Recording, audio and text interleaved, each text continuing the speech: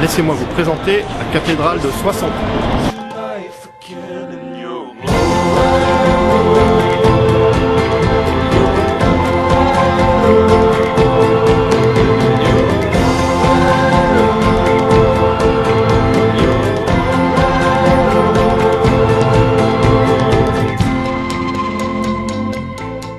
Mais est-ce qu'il n'y a pas un détail qui vous gêne dans cette cathédrale? Regardez bien, observez bien, je vous laisse, allez 10 secondes.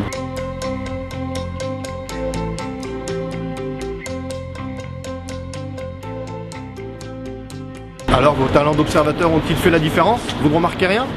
Ah oui, non mais qu'est-ce que c'est que cette cathédrale avec une seule tour? Alors même si elle n'est pas très catholique, l'explication est simple. En fait, à l'issue de la construction de cette cathédrale, on avait assez de matériel pour construire la deuxième tour. Sauf que l'armée du roi a volé tout simplement les pierres, le matériel donc qui devait constituer la seconde tour, pour le revendre. Du coup, la cathédrale n'a plus qu'une seule tour.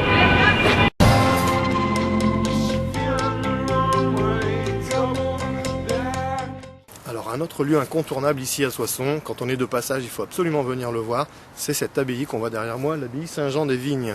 Alors son histoire est assez particulière, assez originale. Sous Napoléon, après la Révolution, ça a été un peu abandonné, cette abbaye, qui, il faut le savoir, elle faisait quand même 30 mètres de haut sur une trentaine de mètres de large, des proportions qui étaient égales à celles de la cathédrale. On est sous Napoléon, et l'évêché a besoin d'argent, un besoin urgent d'argent. Il fait une demande d'argent à Napoléon, Napoléon refuse, mais en contrepartie, il offre cette abbaye à l'évêché. C'est alors que l'évêque a l'idée de la vendre à un maçon.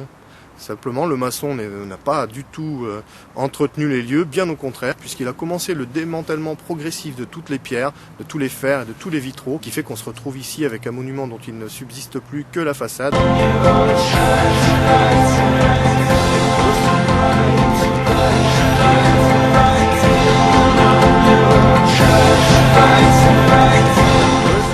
Alors bonjour Corinne. Bonjour. On est ici chez toi à l'Arté. Oui, c'est ça, chez nous. En fait, on a ouvert à l'Arté avec une amie il y a maintenant plus de 8 ans. Qu'est-ce que vous proposez justement? Ce sont des aliments qui sont frais, hein, c'est ça, des cuisines fraîches? On essaie de proposer des plats avec les légumes et les fruits de saison. Et puis on fait surtout pas mal de sucré salé. Et puis des choses assez originales dans la présentation et dans la façon de faire, quoi. On nous dit toujours que c'est une cuisine traditionnelle revisitée. Une spécialité peut-être? On a plusieurs spécialités qui reviennent puisque c'est une ardoise. Hein.